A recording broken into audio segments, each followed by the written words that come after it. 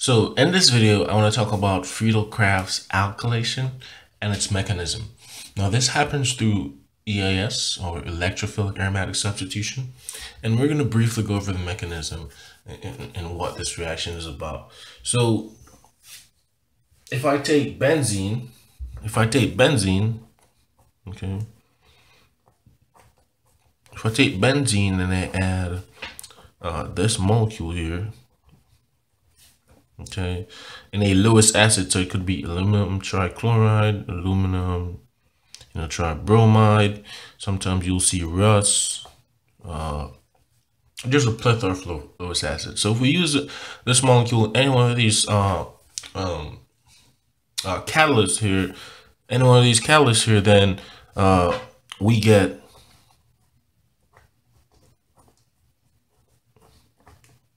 mezzetoline. Okay, that's what we get. Now, how does the reaction occur, right? And the general procedure is that I'm going to take some sort of benzene and add some sort of RCl, okay? We have a hydrogen, we have 6 hydrogen on our aromatic, and what's going to happen is that I'm going to substitute one of those hydrogens for my R group, okay? So let's go through the mechanism.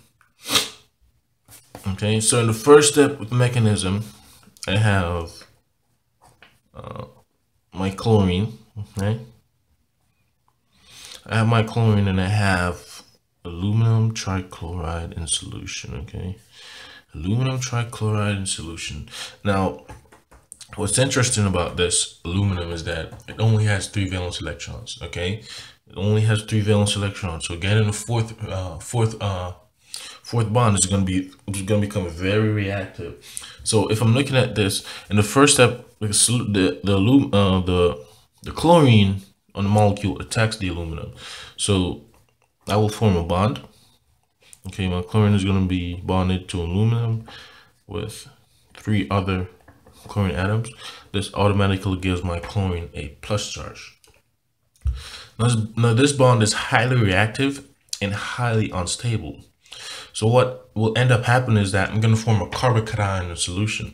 So this bond is going to break on the chlorine to give it some lone pairs, okay? And with that, in the process, we form this carbocation. Now, so let me carbocation.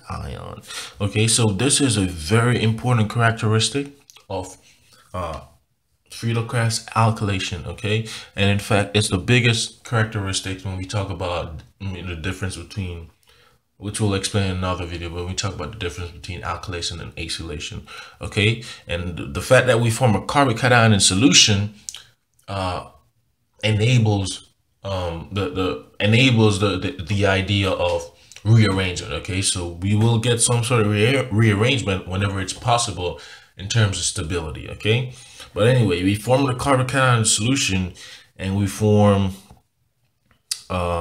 we form a carbocation solution, and then in the second step, benzene comes in, okay? Benzene comes in. Okay, in second step, benzene comes in. Okay, and it uses one of its pi electrons to attack the carbocation. So one of its pi electrons come in and they tap the carbocation. So what ends up happening? Let me see how to draw it. So what ends up happening, okay, is that I form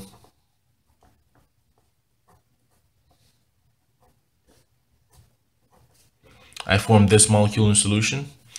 I still have my 2 pi electrons rotating around the aromatic, and I form a plus charge adjacent to my to where the bonding is. Now remember, originally I started with a hydrogen, so I still have my hydrogen here. Okay, so again, when I attack a plus charge, whatever the bond is, a plus charge will be on the adjacent carbon. Okay. Now in the last step of the mechanism, aluminum with now 4 chlorines. Aluminum with now 4 chlorines will actually use one of the bonds and act as a kind of a base, okay, to eliminate the hydrogen. So one of the chlorine bonds will actually come, attack the hydrogen, kicks in a bond, and we form our neutral product. Okay, so we form, and I'm just going to draw it. It doesn't matter in this sense. Okay, well, let's draw it this way. All right, so I form acetylene plus, okay, well, we just, between the chlorine and the and the hydrogen, we just form HCl, and we got back aluminum trichloride. Okay, so what does this mean? This means this is a catalyst, okay? It's not consumed in the reaction. All it did was speed up the rate of the reaction, okay? So we started with it and we ended with it, okay? So that's what we defined as a catalyst. Now I like drawing, it doesn't matter, I'll just split the molecule, but it's the same thing. So the product form will be this. Okay, I like drawing my substituents on the right.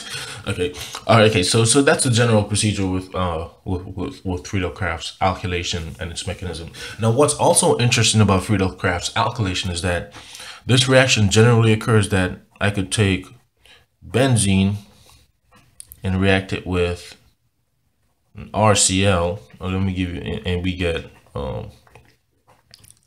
R. Okay, so we talked about this before, but what's also interesting is that if I take benzene and I react it with ROH, okay, and I'm missing out my Lewis acids, I'm sorry about that, and say aluminum trichloride, it doesn't matter which Lewis acid, you know, what's interesting is that I will get an R.